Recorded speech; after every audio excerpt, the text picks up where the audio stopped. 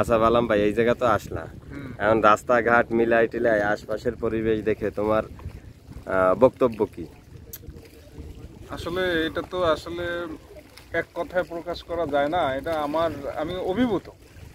মানে এই যে প্রাকৃতিক একটি মনোরম পরিবেশ, এই পরিবেশে আসলে দীর্ঘদিন আমরা আসলে শহরে থাকতে থাকতে একটা মানে যান্ত্রিক মানুষ হয়ে উঠেছিলাম, কিন্তু মানে গ্রামের পরিবেশটা আমরা বুঝতে পারছি। পরিবেশ আসলে ইদানিং পাওয়া খুবই দুষ্কর এবং আমার অনুভূতি খুবই চমৎকার।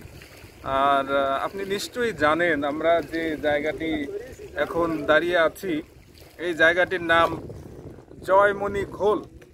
এখন এই জয়মণি ঘোল কি জন্য এই জায়গাটির নামকরণ করা হলো তার পিছনের ইতিহাস জানা নেই, তবে আমি ধারণা করছি এখানে হয়তোবা কোনো আশেপাশে কোনো জায়গায় ঘোল তৈরি করে বিক্রি করা হয় মনে হয়, কিন্তু আশেপাশে আমরা তেমন কোনো কিছু পাই নাই, রিয়েল সিগারেট ছাড়া আর কিছু পাওয়া যাচ্ছে না বর্তমানে এখানে। ঠিক আছে, আমার বড় ভাই শ্রদ্ধেয় রাকিব ভাই, সে এখানে কিছুই পাচ্ছে না খুঁজে।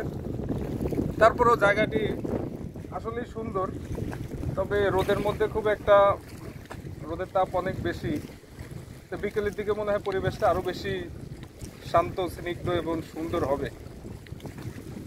বাতাস কেমন? বাতাস খুবই ভালো। আমার মনে হয় এই জায়গায় আসলে ফ্যানের কোনো দরকার নেই, এই প্রাকৃতিক বাতাসটাই আসলে খুবই উপভোগ্য।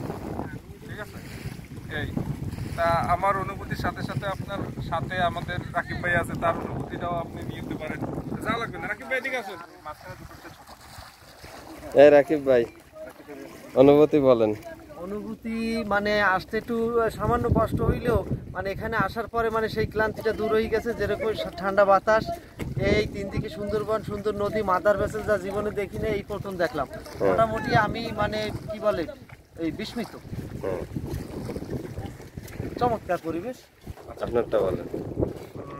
আসলে প্রথমে যা শুনেছিলাম ব্যাপারটা সেরকমই, যে এখানে গেলে তিন দিকে সুন্দরবন দেখা যাবে, আর এখানে তিন নদীর একটা মোহনা, যাকে ত্রিমোহনা বলে। তো আপনারা জানেন যে এটা একটা খাল, এই খালটার নাম কি? এটা শেলার নদী। শেলার নদীর ওই পারে সুন্দরবন, খুব সুন্দর লাগছে দেখতে। আর আপনারা দেখছেন ওই পাশে একটা মাদার ভেসেল, যেটা এর আগে আমি কখনো দেখিনি, আমার মোংলায় যাওয়ার সৌভাগ্য কখনো হয়নি। এবং ওই পাশে দেখে আসলাম ওই পাশে নৌকা, মানে কি বলে জালের মতো বিছিয়ে আছে নৌকা, সবাই মাছ ধরছে। এবং এই মাছগুলোই বাগেরহাট, রামপাল, মোংলা সারা দেশের ঘেরে ছড়িয়ে যাবে এবং সেখান থেকেই বড় বড় চিংড়ি, গলদা উৎপন্ন হয়ে বাংলাদেশের সমস্ত বাজারে ছড়িয়ে পড়বে।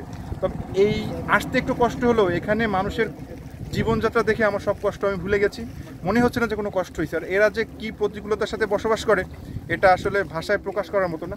তবে আমার খুব ভালো লেগেছে জায়গাটা, আমি চাইবো এরকম জায়গায় আরও বারবার যেতে। ধন্যবাদ।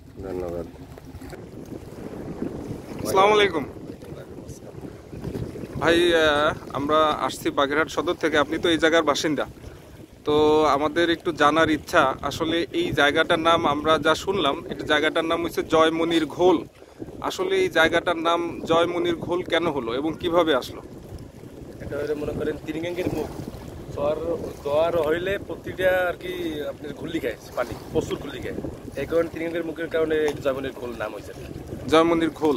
ওই কারণে এখানে আমরা শুনলাম প্রায় 40টা পরিবার এই জায়গায় নাকি বসবাস করে এবং তাদের 40টা পরিবারের এখানে তাদের মূল পেশা হয়েছে মাছ ধরা, কাঁকড়া ধরা। সম্পূর্ণ এই আর কি এটা বিক্রি করে চলতে হয়, আর কোনো ইনকাম নাই, মূল পেশা এটা। এবং আপনার পেশা কি? আমার পেশা পোনা ধরেন, মানে চিংড়ির রেনু, এইটাই মূল পেশা। রেনু আর আপনার সিজনের সময় শীতকালে ধরি কাঁকড়া। এবং এই জায়গায় যে থাকেন, এই জায়গায় মানে প্রতিকূলতা আসলে কি, মানে সমস্যা কি, মানে কি কি সমস্যার সম্মুখীন হন এই জায়গা থেকে? সমস্যা মনে করে 12 মাস ইনকাম থাকে এক নম্বরে, 6 মাস ইনকাম করলে আমাদের 6 মাস থাকে অভাবে ঋণ নিয়ে কিস্তি নিয়ে চলতে হয়। আর এক নম্বরে আপনার বন্যা হইলে ঝামেলা, প্রচুর ঝামেলা হয়, প্রচুর ঘরের কিছু থাকে না,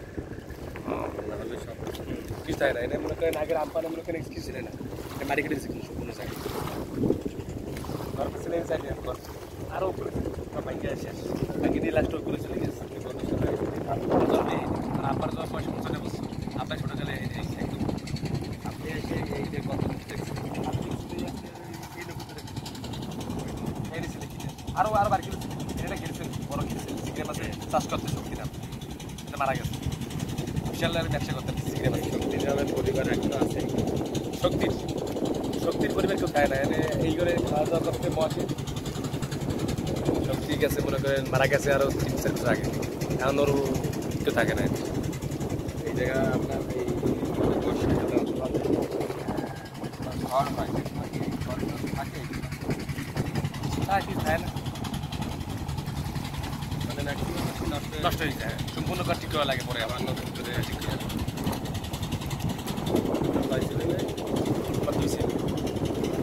এটা যখন আপনার ইনকাম ভালো হয়